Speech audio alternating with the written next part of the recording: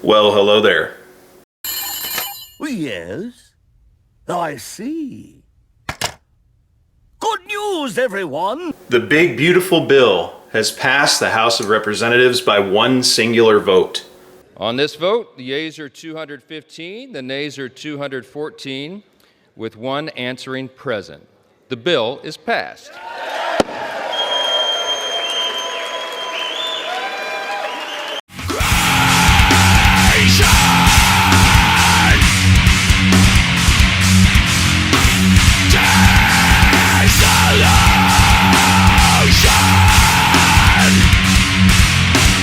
One vote.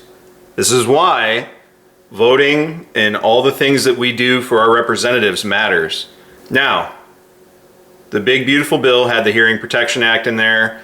The short-barreled rifles didn't make it in there for some reason. Whatever, we got to take what we can get. Right now, our primary objective is to get this big beautiful bill passed, even though I don't like mega bills with all sorts of stuff in it. But there's a lot of ways that they hide funding, like USAID in there, but I digress.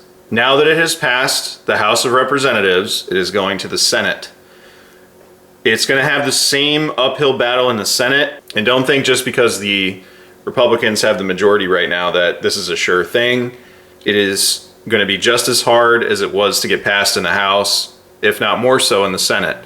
And the Senate can butcher this thing. So what I need everybody to do, I'm going to pin the switchboard in the top comment and use your resources to email your senators. When making contact with your senators, don't grandstand, don't I pay your salary or you work for me or any of this horse shit. Don't cuss, be respectful, represent yourself and the last name your parents gave you, and address them properly and respectfully, because they don't want to work with people that are shitty, and neither do you. So make sure you speak to them like somebody on your team that you're working with to get a deal done or to accomplish a mission, and be respectful. Tell them that it's important to you and that it's going to be a major issue when going into the midterms, whether this passes or not.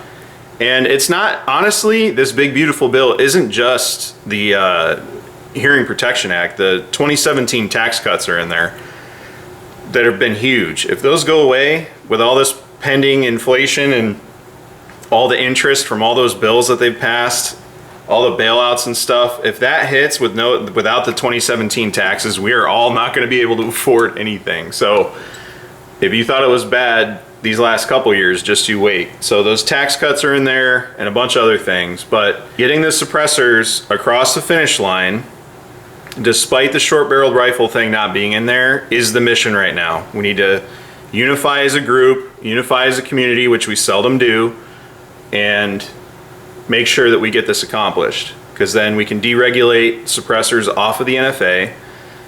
And then the next step after that, after the president signs it, there's going to be an effective date, by the way. There's a bunch of idiots calling their local gun shops because it passed the House.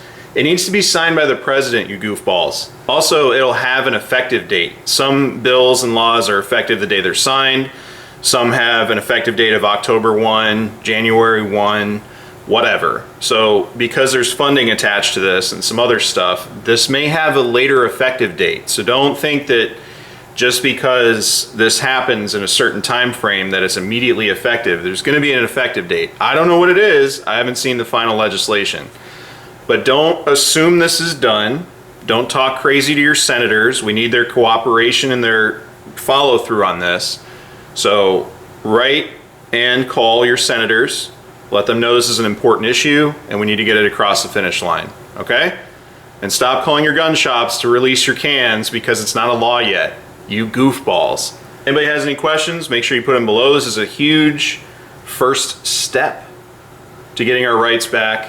And after we deregulate suppressors, we can focus on short-barreled rifles and continue to make our rights a very steep mountain that anti-Bill of Rights people have to climb to try to take our rights from us. So the other thing that's going to be important too is proliferation.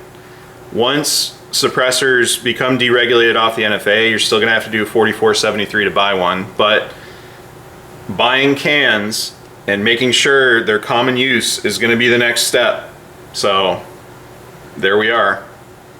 And if you don't use suppressors yourself, please still help everyone. Don't sabotage this because you're selfish or you're too lazy to do anything. Like, let's help this get over the finish line. It'll be good for everybody. Thanks for watching. Take care out there.